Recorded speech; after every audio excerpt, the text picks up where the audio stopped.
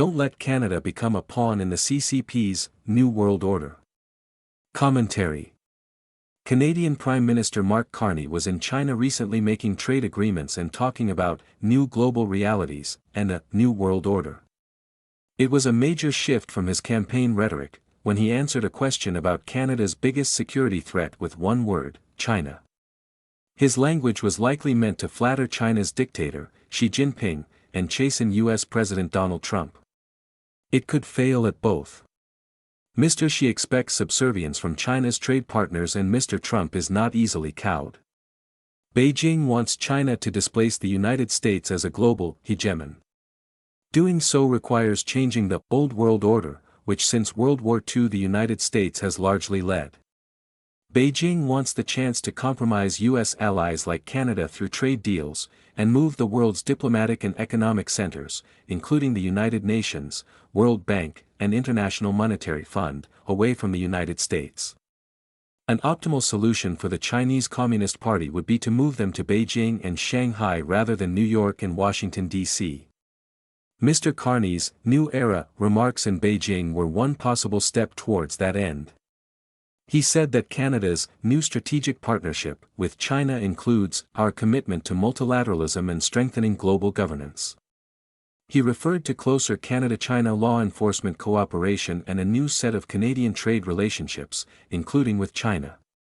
He said that by 2030, Canada would produce 50 million tons of liquefied natural gas annually, all of which will be destined for Asia. He apparently seeks to retaliate against U.S. tariffs with a Canadian reorientation of at least some of Canada's trade towards China.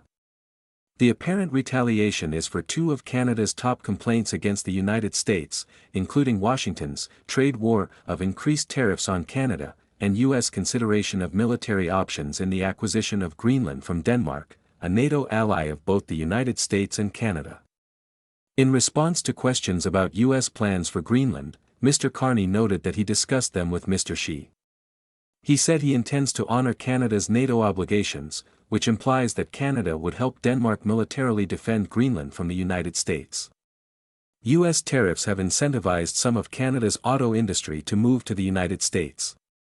The Canadian deal with China is meant to respond to this issue, but fails on multiple metrics. The deal decreases Chinese tariffs on Canadian agricultural exports in exchange for decreasing Canadian tariffs on Chinese electric vehicle exports.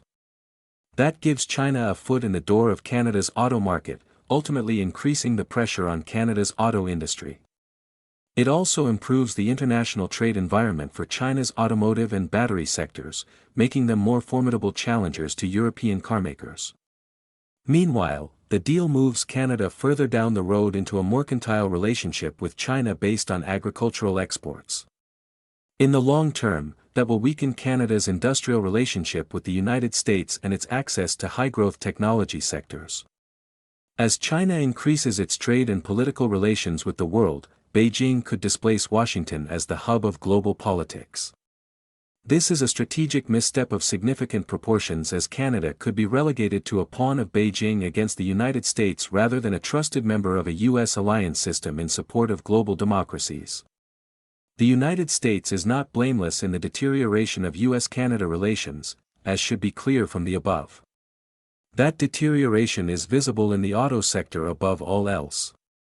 In 2024, the United States and Canada imposed coordinated tariffs on Chinese car exports, and Beijing responded with retaliatory tariffs against Canada that decreased Chinese imports from Canada by over 10% in 2025.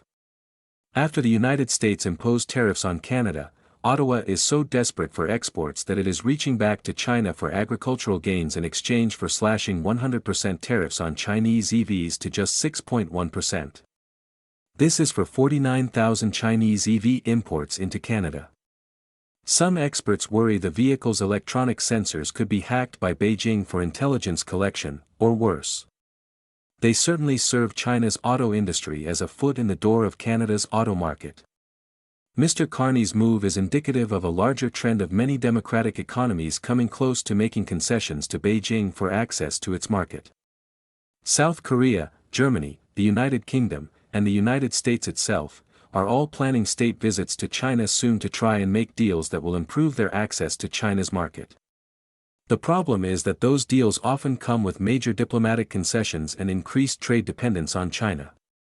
Over the long term, these concessions increase the CCP's leverage and reach over the global economy and its governance. Without a more unified position by the world's democracies, the CCP could win and create a new world order with itself at the head. This is something that no country, including the United States, Canada, or Denmark, should want to risk.